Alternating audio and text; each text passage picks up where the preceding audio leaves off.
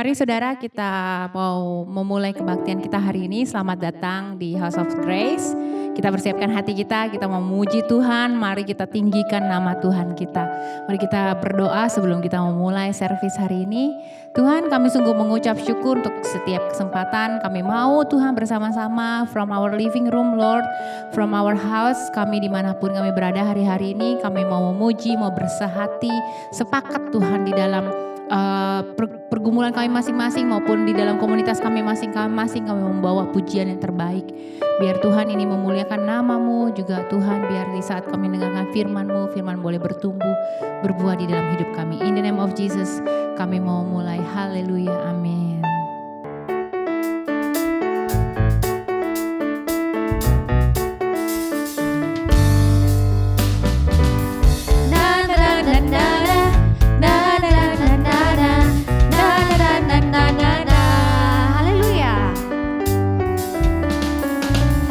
Haleluya, ku memuji-Mu Tuhan, karena kasih-Mu tak berkesudahan.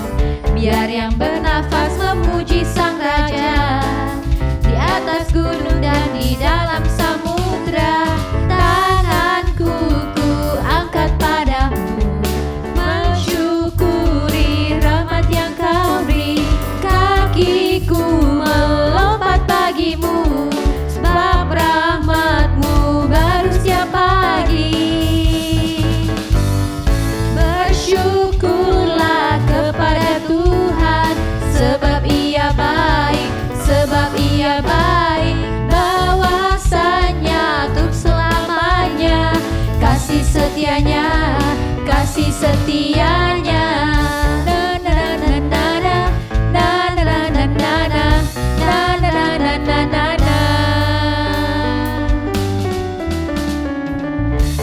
Haleluya, ku memuji-Mu Tuhan, karena kasih-Mu tak berkesudahan.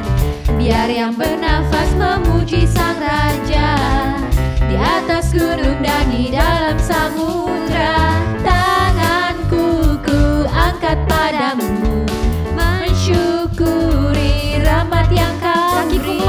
Kakiku melompat bagimu, sebab rahmat-Mu baru setiap pagi. Bersyukurlah kepada Tuhan, sebab Ia baik, sebab Ia baik. Bahwasanya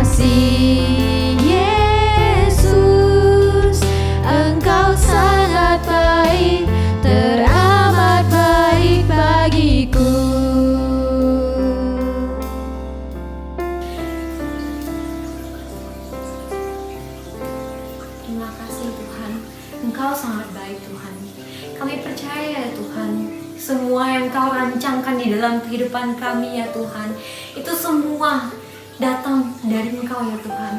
Karena Engkau sangat mengasihi kami ya Tuhan. Karena kasih-Mu yang tak berkesudahan ya Tuhan.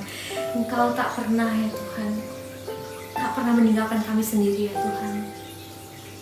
Kami sangat bersyukur ya Tuhan. Terima kasih ya Bapa.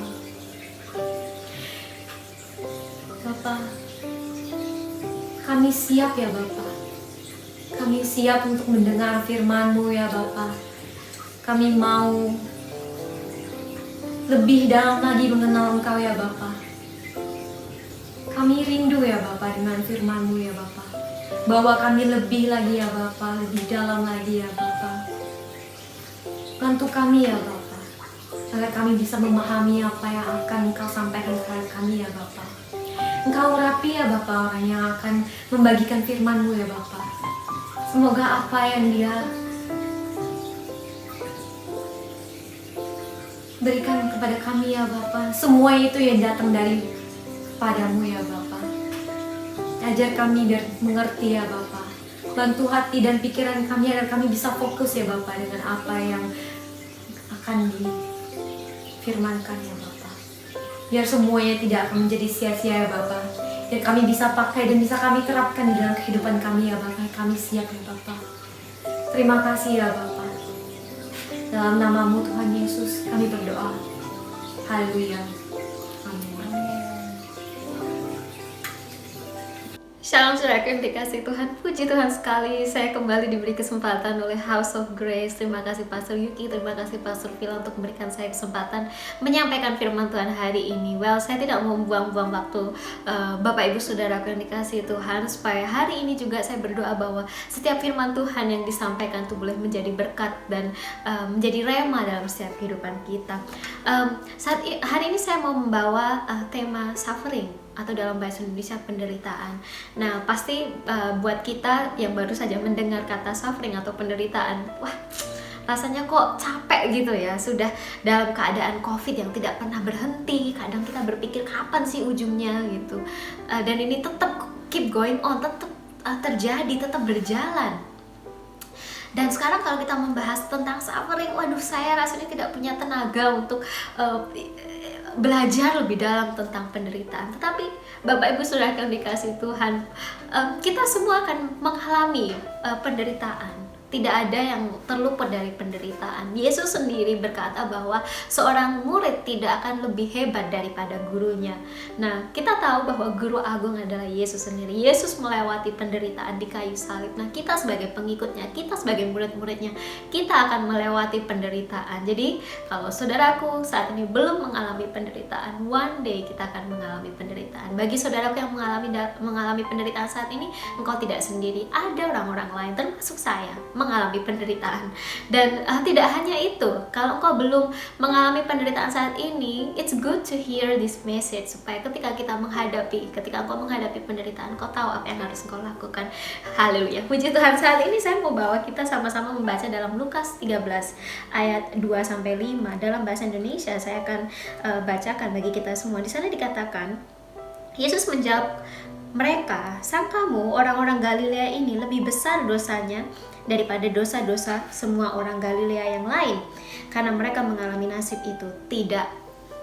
Kataku kepadamu, tetapi jikalau kamu tidak bertobat, kamu semua akan binasa atas cara demikian. Atau sangkamu ke-18 orang yang mati ditimpa menara dekat Siloam lebih besar kesalahannya daripada kesalahan semua orang lain yang diam di Yerusalem? Tidak, kataku kepadamu, tetapi jikalau kamu tidak bertobat, kamu semua akan binasa atas cara demikian." Sebelum saya mau melanjutkan sermon saya hari ini, saya mau mengajak kita sama-sama berdoa supaya Holy Spirit bisa berbicara dan firman ini boleh menjadi berkat bagi kita. Mari kita berdoa. Tuhan, kami bersyukur karena Kau begitu baik Tuhan, mengizinkan kami untuk kami boleh datang ke hadirat-Mu saat ini Bapa. Ketika kami merenungkan firman Tuhan, buka hati kami, buka pikiran kami supaya kami boleh menangkap perkara-perkara roh. Di dalam nama Tuhan Yesus kami berdoa mengucap syukur. Haleluya, amin. Haleluya.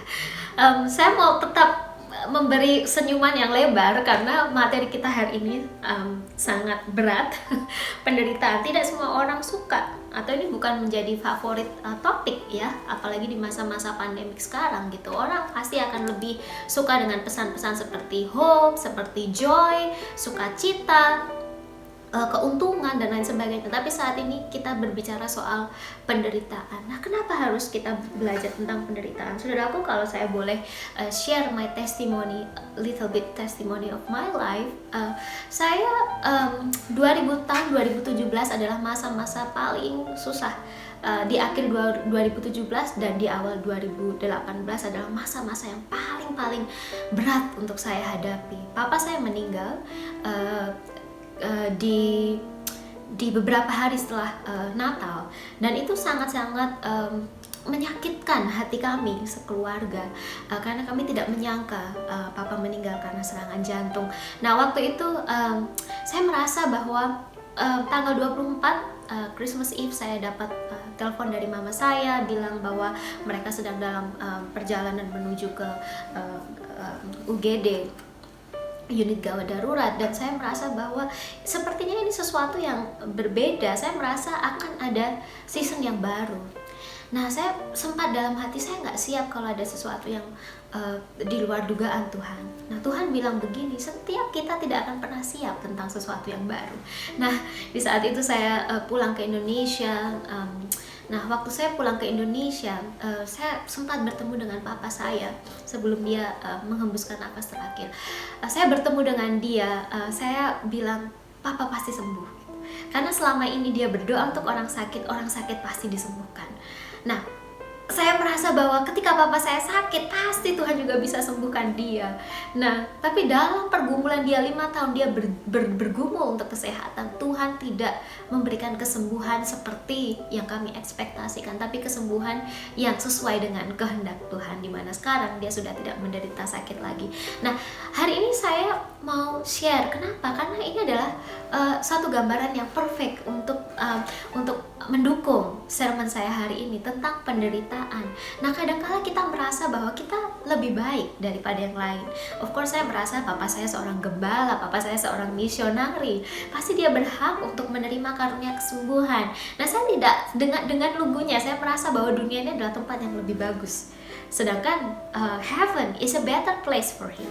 Nah, sekarang kita bisa membayangkan bahwa penderitaan itu kadang membuat kita tuh berpikir bahwa seorang itu menderita karena mereka melakukan kesalahan yang besar. Nah, saudaraku yang dikasih Tuhan, ketika papa saya meninggal setelah beberapa bulan, saya kemudian merasa bahwa ini adalah momen dimana saya paling jauh dengan Tuhan. Saya walk away from God, saya jalan membelakangi Tuhan. Saya bilang, Tuhan, ini gak adil, saya gak suka cara Tuhan. Tuhan, lihat, papa saya sudah mati-matian melayani Engkau, tapi kenapa sekarang dia justru Tuhan tidak jawab dan dia malah meninggal, dan kita tidak punya momen bersama lagi. Dan kadang-kala saya berpikir, who am I? Saya rasa papa saya juga belum tentu lebih bahagia kalau bersama dengan saya. Dia lebih berbahagia dengan master, dengan sosok yang dia layani sepanjang hidupnya. Sekarang dia sudah bersama-sama dengan his master. Harusnya itu membuat hal yang membuat saya lebih sukacita. Tetapi kenapa di saat itu saya melihat dengan perspektif yang negatif? Saya walk away dari Tuhan. Saya tidak mau berdoa, bahkan ada waktu-waktu saya tidak mau berdoa. Saya berpikiran negatif tentang Tuhan. Tuhan tidak adil. Nah, satu ketika dosen saya datang dan bilang begini, Yohana, saya rasa kamu perlu mengambil waktu untuk istirahat. Saya bertanya, saya tidak perlu istirahat, kenapa saya harus istirahat? Nah, dosen saya bilang begini, saya tidak biasa melihat kamu memiliki prestasi yang turun, tapi di semester ini hampir semua subjek yang kamu ambil itu fail. Jadi kamu kayaknya harus pergi ke GP untuk maybe check your emotional states. Karena setelah papa saya meninggal, honestly saya tidak mengambil waktu untuk break, untuk untuk manage my emotional states.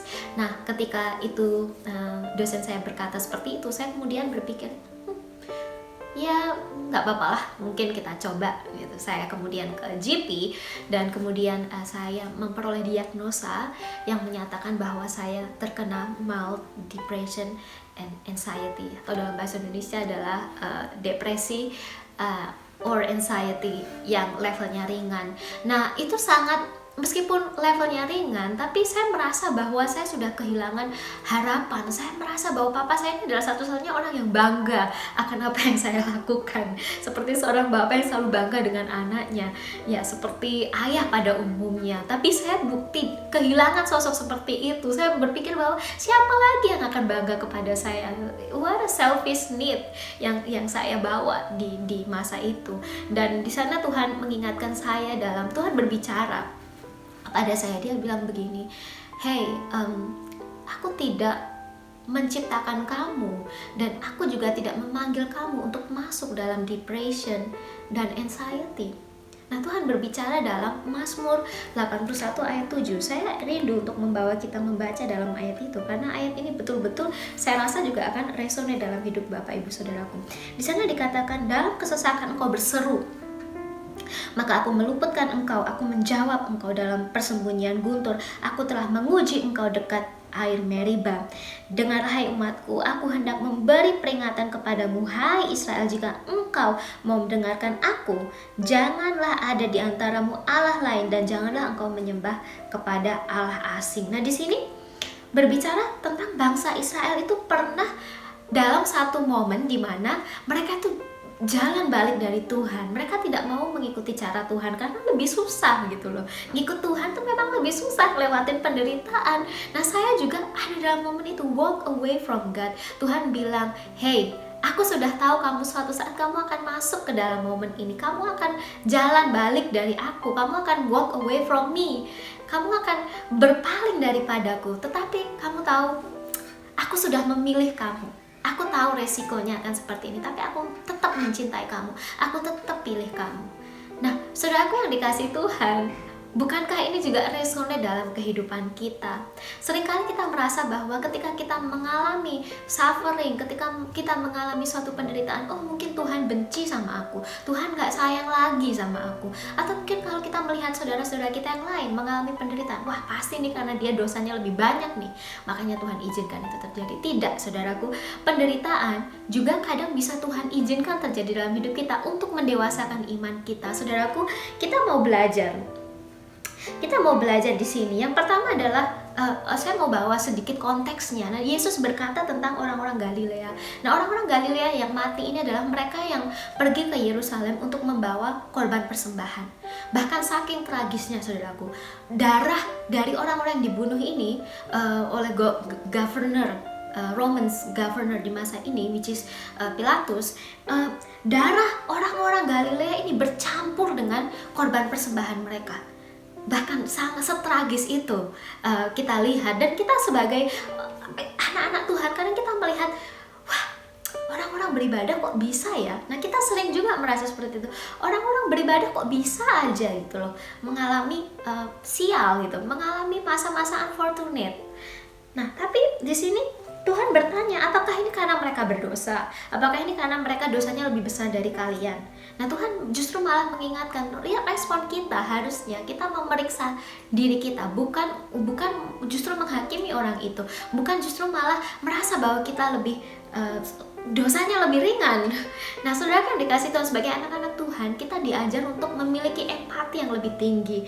Nah, Tuhan Yesus bertanya, do you think that these Galileans were worse sinners? Nah, saya tidak tahu apakah mereka dosanya lebih banyak atau tidak, dan itu juga bukan urusan saya. Tapi yang utama adalah respon saya melihat setiap hal-hal yang kurang baik gitu ya. Setiap teman-teman kita yang mengalami penderitaan, jangan menghakimi mereka. Jangan merasa bahwa keputusan yang mereka ambil itu selalu salah. Jangan sampai kita justru menjatuhkan orang-orang yang sedang mengalami penderitaan dalam hidupnya. Bad things happen. Hal-hal yang tidak diinginkan kadang juga terjadi. Penderitaan datang, bad things, hal yang buruk terjadi. Nah, kemudian tragedi di Siloam, kita melihat bahwa ada 18 orang meninggal karena tower yang jatuh atau menara yang jatuh. Kita lihat banyak tragedi seperti baru-baru kita melihat di Amerika, ada beberapa building, atau mungkin kita melihat berita bahwa ada kebakaran di beberapa tempat, di beberapa poin. Nah, kita merasa bahwa wah, kenapa ya gitu, wah ini kayaknya karena bangsa ini penuh dengan dosa. Bukan kewajiban kita untuk menghakimi apakah mereka dosa atau tidak, tetapi kita punya suatu beban untuk kita berdoa bagi mereka supaya Tuhan juga comfort them. Tuhan membawa mereka, memampukan mereka melewati tantangan yang harus mereka hadapi saat ini. Jadi bukan tanggung jawab kita untuk menghakimi apakah orang itu betul atau salah. Nah, ada orang-orang yang Tuhan taruh, Tuhan percayakan untuk melakukan itu. Tapi jika Tuhan tidak berbicara kepada kita untuk melakukan itu, yang respon utama yang harus kita lakukan adalah untuk berdoa supaya mereka mampu melewati tantangan yang sedang mereka hadapi saat ini. Nah, tidak semua suffering itu bad, tidak semua penderitaan itu adalah suatu hukuman. Nah, kalau kita belajar, salah satu contohnya adalah kisah Ayub, sangat terkenal, saudaraku. Jadi Ayub ini juga sangat jelas bahwa dia tuh menghadapi suatu penderitaan bukan karena dia tidak taat kepada Tuhan. Dia begitu taat kepada Tuhan. Suatu ketika iblis bilang, of course, dia pasti taat karena kau sudah berikan yang terbaik. Coba kalau kau ambil semuanya. Nah, ada waktu-waktu tertentu Tuhan juga izinkan semuanya itu diambil supaya kita itu teruji apakah kasih kita kepada Tuhan itu karena hal pemberiannya atau karena kita memang tulus, relationship ini yang kita value. Nah, sangat penting untuk kita melewati challenge supaya iman kita itu terbukti, teruji. Nah, kita bisa baca lebih jauh dalam Ayub 1 ayat 9-12 kalau saudara-saudara mau tahu lebih detail. Nah, kadang rencana yang digunakan iblis di sini, kalau kita melihat cerita Ayub, iblis punya rencana untuk menghancurkan hidup Ayub. Tapi Tuhan bisa tunggang balikan. Nah, ini sangat-sangat sering terjadi dalam hidup kita. Kok kelihatannya hal yang buruk yang terjadi, tapi Tuhan bisa tunggang balikan rencana iblis yang mau mencuri berkat Tuhan dalam hidup kita, ditunggang balikan. Dan Tuhan akhirnya kita melihat dalam kisah Job, kisah Yakub, kisah Ayub, banyak berkat-berkat yang Tuhan kembalikan dalam hidupnya, bahkan berkali-kali lipat. Nah, kita belajar dalam kehidupan ini bahwa relationship dengan Tuhan itu lebih penting daripada berkat-berkatnya. Berkat-berkatnya bisa diambil, tapi kalau kita punya relationship dengan Tuhan, meski apapun itu yang terjadi, iblis berusaha untuk set up plan untuk membuat kita jatuh, tapi firman Tuhan bilang kita tidak akan pernah dibiarkannya jatuh. Haleluya. Nah, harusnya kita belajar dari Ayub. Dan hidup ini tuh juga seperti mutiara. Kalau saudaraku tahu mutiara, ada berapa fun fact about mutiara.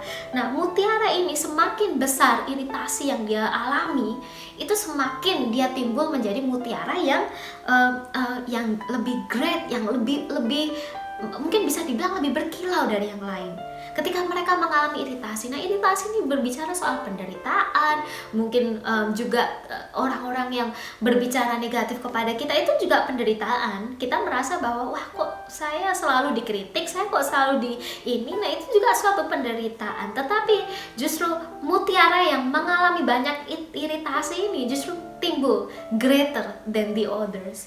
Nah, yang kedua adalah mutiara ini mereka tuh mengalami proses yang cukup panjang ternyata. Tidak hanya 1 tahun, 2 tahun, bahkan mungkin 3 tahun or more than 3 years. Dan dalam proses ini ada muscle-muscle yang diperkuat. Nah, ketika kita menghadapi penderitaan, ada muscle-muscle dalam hidup kita yang diperkuat. Ada karakter-karakter kita yang diperkuat. Nah, itu tujuannya untuk membawa kebaikan dalam kehidupan kita. Nah, mutiara ini kalau mutiara-mutiara yang jadi ada 2 mutiara. Perbedaannya adalah yang pertama dibuat oleh manusia dan yang kedua adalah secara alami, prosesnya alami. Nah, ternyata mutiara yang human made yang dibuat oleh manusia ini dengan settingan dan lain sebagainya, itu tuh justru lebih besar kadang. Jadi disesuaikan dengan keinginan, mungkin keinginan perusahaan atau jadi mungkin kita melihat wah mutiaranya besar sekali gitu, tapi sebetulnya itu fake. Itu bukan mutiara yang asli. Mutiara yang asli itu justru kecil. Jadi saudaraku, kadang ya kita melewati penderitaan. Setelah selesai kita melewati penderitaan, orang melihat nggak ada perubahan yang ini, yang besar, tapi itu signifikan, kecil, tapi itu betul-betul mutiara yang organik. Tapi kalau yang fake kelihatannya besar, prosesnya maunya instan. Tapi at the end kita melihat mereka tidak bertahan, mereka gagal dalam challenge mereka. Nah, kita melihat bahwa orang-orang yang melewati proses dan lari dari proses dalam hidupnya, mereka juga tidak berhasil pada akhirnya. Nah, tapi orang-orang yang ya tidak terlalu terlihat lah, tidak terlalu nampak, tapi sesuatu yang kecil dalam hati. Aku punya iman, meskipun iman itu kecil, aku percaya bahwa aku mampu melewati tantangan dalam hidup aku. Mereka akan timbul sebagai pemenang. Mereka ini adalah orang-orang yang organik. Nah, miliki iman yang organik. Jangan memiliki iman yang man-made atau yang fake. Nah, dari di sini dikatakan bahwa only 1% of pearls used in jewelry are natural. Artinya adalah dari produk yang dijual di marketplace itu tuh hanya 1% yang sebetulnya asli. Nah, bukankah itu juga dalam kehidupan banyak orang Kristen? Kalau kita melihat populasi orang Kristen seluruh dunia, nomornya besar, tapi hanya 1% mungkin dari number yang kita lihat berdasarkan data statistik itu adalah orang-orang yang betul-betul memiliki hubungan yang intim dengan Tuhan. Nah, jangan sampai menjadi orang-orang yang hanya pemenuh gereja, saudaraku. Jangan sampai hanya datang ke gereja kita menjadi orang-orang yang mencari entertainment di gereja, tapi kita benar-benar mau memiliki hubungan yang intim dengan Tuhan. Nah, itu adalah hal yang susah, tapi memang pada suatu ketika kita harus menghadapi penderitaan supaya kita teruji. Apakah kita termasuk dalam 1% orang yang dikategorikan mereka adalah sungguh-sungguh menjadi pearl yang organik atau mutiara yang organik. Nah, saya sering seperti yang saya sampaikan di awal sermon saya, bahwa saya bertanya, Tuhan, papa saya tuh berdoa untuk banyak orang disembuhkan, tetapi kenapa waktu dia berdoa untuk diri dia sendiri tidak ada mujizat? Nah, bukankah waktu itu yang terjadi dalam hidup kita ketika kita menghadapi persoalan, kita kok Tuhan, aku berdoa segini lamanya loh Tuhan, kok nggak ada mujizat loh Tuhan? Apa yang Tuhan sedang, what do you have in mind right now, Lord? Nah, Jesus respond towards suffering. Respon Yesus adalah Tuhan Yesus menolak bahwa ini tuh karena punishment. Jangan melihat bahwa ketika engkau mengalami persoalan, ketika engkau mengalami penderitaan itu karena Tuhan itu marah, karena Tuhan itu benci, atau Tuhan itu tidak adil kepada kamu. Tetapi lihat highlight tentang His unconditional love, tentang cintanya Tuhan. Karena dalam penderitaan itu sebetulnya akan ada sesuatu yang Tuhan mau tunjukkan. Tuhan itu mau melihat sejauh mana kita sungguh-sungguh menanti waktunya Tuhan untuk membebaskan kita dari penderitaan dan persoalan kita. Nah, dalam John 9 ayat 1-3 di sana dikatakan, as he passed by, he saw a man blind from birth. Nah, Yesus berjalan dan ketika dia berjalan ada seorang yang buta dan dia buta dari lahir. Nah, di sini dikatakan as his disciple asked him, Rabbi, who sinned, this man or his parents? Murid Yesus bertanya, Guru, jadi siapa ini? Dosa siapa ini kira-kira? Dosa dia atau dosa orang tuanya? Dia bisa buta seperti ini dari lahir. Nah, Tuhan bilang begini, it was not that this man sinned or his parents, but that the works of God might be displayed in him. Ini bukan masalah dosa dia atau dosa orang tuanya, tapi melalui the fact that orang ini buta dari lahir, hari ini Yesus ada di depan dia dan bisa perform miracle, bisa menyembuhkan orang ini.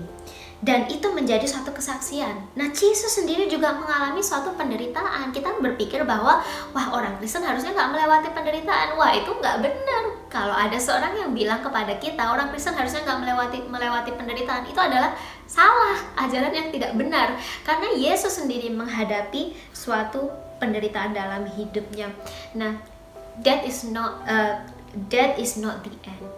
Waktu papa saya meninggal, ada satu lagu yang goes on and on and on dalam otak saya, dalam in my mind. Nah, itu adalah lagu dari Hillsong Worship. Di sana dikatakan begini, sangat indah lirik yang mereka taruh. Di situ dibilang begini, whether now or then, death is not my end. I know heaven waits for me. Though the road seems long, I will never walk alone. I've got all I need to sing. I know you love me. I know you found me. I know you saved me. And your grace will never fail me. And while I'm waiting, I'm not waiting. I know heaven lives in me. Dan di verse yang kedua saya juga suka, dia bilang begini, should I suffer long? This is not my home. I know heaven waits for me. Nah, sering di antara kita berpikir bahwa dunia ini terlalu nikmat ya kayaknya. Jadi beberapa dari kita melihat bahwa kematian itu adalah such an unfortunate thing. Sebetulnya firman Tuhan berkata suatu keuntungan kita ini yang mati ketika kita itu mengenal Tuhan, ketika kita memiliki hubungan yang intim dengan Tuhan. Karena apa? Heaven waits for me. This is not my home. Ini tuh bukan rumah kita sebetulnya, tapi kita sering dengan distraction yang kita miliki, kita merasa wah terlalu nikmat tinggal di dunia. Saudaraku, kalau ditanya ya milih dunia atau surga, mungkin saat COVID seperti ini kita harusnya majority people memilih untuk tinggal di surga, karena tidak akan mengalami yang namanya lockdown, atau mungkin harus pakai masker keluar, atau mungkin harus mentaati peraturan LGA berapa kilometer tidak boleh keluar dari distance tertentu yang tidak boleh dilanggar. Nah, tapi saudaraku yang dikasihi Tuhan, kalau kita masih dipercayakan untuk hidup, artinya ada suatu tugas yang ditaruh di tangan kita untuk kita tetap kerjakan. Meskipun kita melewati penderitaan itu adalah bagian dari iman kita dalam journey kita mengikut Tuhan. Saya rasa ketika kita tanpa kita melewati suatu penderitaan, kita mungkin tidak diuji kedekatan kita dengan Tuhan. Jadi haruskah saya melihat bahwa kematian papa saya itu karena Tuhan tidak mencintai saya? Saya rasa saya tidak bisa terlalu sempit mengambil kesimpulan itu. I know one day I'll be reunited with him. Suatu saat saya akan dipertemukan dengan dia, dan saya harusnya senang karena papa saya sekarang bersama dengan masternya dia gitu loh. Jadi Allah yang dia sembah, Allah yang dia layani selama ini, dia sudah bersama-sama dengan bapaknya, dia sudah bersama-sama dengan masternya. Harusnya lebih senang gitu. Nah, di dunia ini kita selalu merasa bahwa yang terbaik itu yang ada di dunia ini, padahal sebetulnya enggak. Kita belum melihat bahwa the heavenly realm, kenyataan surga itu seperti apa sih. Nah, kita masih belum tahu.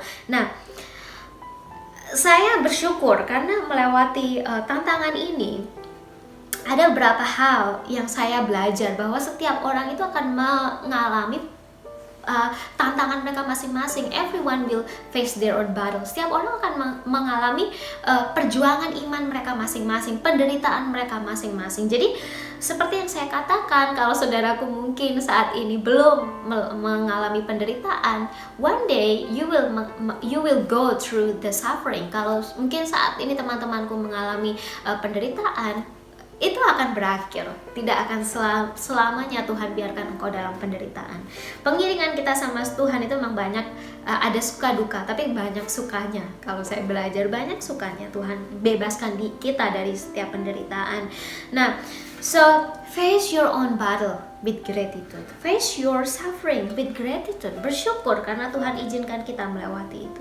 Nah, ada 3 hal yang saya rindu supaya kita belajar melalui suffering ini. Yang pertama adalah don't quit. Don't quit, you're not quitter.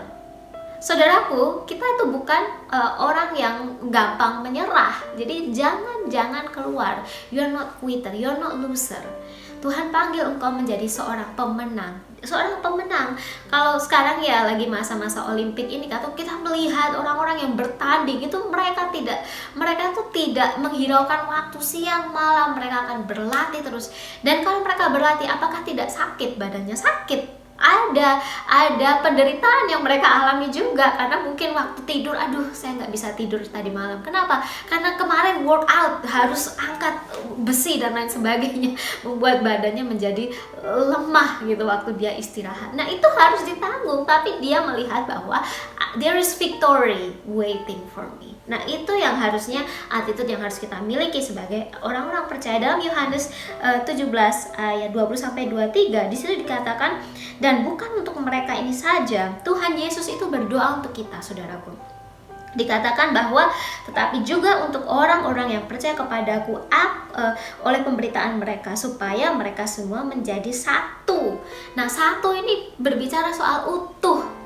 Kita menjadi utuh, kita menjadi whole, menjadi sama seperti Engkau ya Bapa di dalam aku dan aku di dalam Engkau, agar mereka juga di dalam kita, supaya dunia percaya bahwa Engkaulah yang telah mengutus aku. Nah, di sini juga ayat yang ke-22 dikatakan, dan aku telah memberikan kepada mereka kemuliaan yang Engkau berikan kepadaku. Nah, hidup dalam kemuliaan Bapa, kemuliaan Bapa yang dinyatakan dalam Yesus itu dinyatakan kepada kita yang percaya. Tuhan Yesus berdoa seperti itu. Artinya hidup kita ini juga ada dalam kemuliaan Bapa. Nah, jangan sampai kita melewatkan poin penting ini. Ini adalah hal yang Tuhan Yesus doakan untuk kita sebagai believers. Nah, seringkali kita lupa, kita merasa bahwa saya nggak kuat, saya sudah nggak sanggup lagi, saya mau give up, saya mau jalan berbalik dari Tuhan, saya mau cari cara saya sendiri. Ketika saya melewati penderitaan, banyak orang yang give up, quit ketika mereka mengalami penderitaan. Nah, saya mau encourage, jangan kita terlalu buru-buru untuk kita quit. Nah, stop judge yang kedua. Yang pertama don't quit, yang kedua stop judge. Stop untuk menghakimi. Not only judge others ketika mereka menghadapi persoalan, tapi judge diri sendiri. Wah, kayaknya nih karena saya jadi ada feel guilty gitu loh, merasa wah kayaknya saya salah di sini, salah di situ, salah di banyak hal. Kita mulai berpikir, wah kayaknya ini karena keputusan saya yang saya ambil. Nah, jangan sampai kita terlalu banyak concern in yourself. Fix your eyes to Jesus. Kembali waktu kita untuk saat ini mengarahkan pandangan kita kepada Yesus. Tuhan Yesus sudah mati di kayu salib untuk kita, dan dia juga sudah face atau overcome the suffering, dan dia timbul sebagai pemenang. Nah, karena itu kita bisa percaya kalau Tuhan tidak melewati penderitaan, nah kita boleh aja nggak percaya. Tuhan cuma ngomong doang, Tuhan nggak melewati penderitaan. Yesus mengalami penderitaan. Jadi kita pun kalau kita mengalami penderitaan, ada contoh yang kita bisa belajar banyak dalam Alkitab. Yesus, murid-murid Yesus, Paulus juga mengalami penderitaan. Jadi kita tidak sendiri. Nah, yang ketiga, own it. Nggak cuma on yang something good, tapi on juga yang jelek-jelek juga. Maksud saya adalah penderitaan itu juga bagian dari hidup kita. Jangan sampai cuma yang bagus-bagus doang gitu. Tapi ya kalau kita menghadapi suatu penderitaan, persoalan, own it, embrace that, part of your life, part of your journey with God. Own it, like this is the story given to you. Nah, saudaraku, seringkali kalau kita di gereja atau mungkin sekarang ya di YouTube dan lain sebagainya, kita melihat testimony, story of people, dan the efek yang kita dapatkan waktu kita mendengar testimoni dari orang, kita dikuatkan, kita di-encourage lagi untuk melangkah maju, iman kita lebih dikokohkan lagi. That's the power of testimony. Now, testimony starts from the story. Testimoni, kesaksian itu berawal dari kisah nyata, bukan kisah yang dibuat-buat. Nah, saudaraku, isn't that beautiful? Karena nggak cuma orang-orang yang kita lihat di YouTube, kita sendiri punya personal story. Nah, Tuhan izinkan penderitaan itu terjadi supaya apa? Kita pun juga punya cerita yang ada signature-nya. Nama kita juga ada di situ. Karena kita menghadapi persoalan, kita bisa melewati persoalan itu. Sekarang kita bisa share that story, and that story itu hanya dimiliki oleh dirimu. Your story cannot be owned by somebody else. Your story will be owned by you. So, makanya waktu kita menghadapi persoalan, itu kita juga yang harus menghadapinya. Meskipun kita merasa seorang diri, kadang-kala kita merasa kok aku rasanya sendiri. Memang setiap ujian, anak-anak yang mengalami yang melewati tes, mereka juga nggak mungkin melewati tes dalam grup. Mereka harus mempertanggungjawabkan jawaban mereka pribadi lepas pribadi. Nah, saya percaya bahwa melewati setiap challenge, saudaraku, pikirkan bahwa ketika engkau melewati challenge yang saat ini kau hadapi, penderitaan yang kau hadapi saat ini, bagaimana resultnya? Saya selalu berpikir begini, ketika saya menghadapi suatu penderitaan, saya harus betul-betul berpikir matang tentang keputusan yang akan saya ambil. Kenapa? Karena ketika nanti saya ceritakan kepada cucu saya, kepada anak saya bisa dengan bangganya bilang, saya bersyukur saya waktu itu mengambil keputusan ini. Karena dengan keputusan itu, hari ini saya bisa berdiri di sini. Saya bersyukur. Nah, punya karakter yang seperti ini, ketika engkau mengambil suatu your resilience, your persistency, kegigihan kita itu bisa menjadi contoh untuk generasi-generasi berikutnya. Jadi tidak hanya untuk kita, tapi generasi-generasi berikutnya. Yohanes 16 ayat 33, saya mau menutup pesan saya hari ini, message saya hari ini dengan Yohanes 16 ayat 33. Di sana dikatakan, dalam dunia kamu menderita penganiayaan, tetapi kuatkanlah hatimu, aku telah mengalahkan dunia. Saudaraku, Yesus berbicara seperti ini ketika murid-murid Yesus ini sudah akan ditinggalkan. Nah, Tuhan Yesus tahu mereka akan melewati penderitaan. Nah, Tuhan bilang, aku sudah overcome. Jadi kalau kamu akan melewati penderitaan seperti yang aku alami saat ini, kuatkan hatimu, aku telah mengalahkan dunia. Dan saya percaya mungkin tidak mudah untuk kita menerima kenyataan bahwa kita harus melewati penderitaan. Tapi saya percaya bahwa grace Tuhan, kebaikan seperti nama gereja kita ini ya, House of Grace. Grace Tuhan itu tidak pernah berkesudahan. Hari ini saya mau berdoa khusus untuk 2 grup orang. Yang pertama adalah jika engkau mengalami persoalan saat ini dan kau sempat berbalik dari Tuhan atau berpaling dari Tuhan, dan kau mendengar pesan ini secara tidak sengaja dan kau merasa bahwa seperti ada suatu dorongan yang kuat untuk kembali kepada Tuhan. Saat ini aku mau berdoa untuk saudaraku, engkau yang mengalami ada di momen seperti ini. Aku mau berdoa khusus. Saya mau berdoa khusus. Mari kita mau satukan hati kita dan minta grace yang dari Tuhan dinyatakan lagi dalam hidupmu. Mari kita berdoa. Tuhan, kami bersyukur karena kemurahan-Mu yang luar biasa Tuhan. Engkau perkenankan anak-anak-Mu ini Tuhan, secara tidak sengaja mungkin mereka mendengar pesan hari ini Bapa. Bapa, hari ini aku berdoa Tuhan, melalui kasih karunia Yesus, pengorbanan Yesus di kayu salib hari ini boleh menjamah kehidupan anak-anak-Mu yang sempat berpaling dari Engkau. Dan mungkin saat ini mereka di tengah-tengah hopelessness Tuhan dalam hidup mereka. Mereka mengalami Tuhan, tidak, bahkan untuk melihat hari depan itu mereka sudah tidak sanggup lagi. Saat ini hamba berdoa supaya your grace, your abundant love mengikuti mereka kemanapun mereka pergi saat ini Bapa.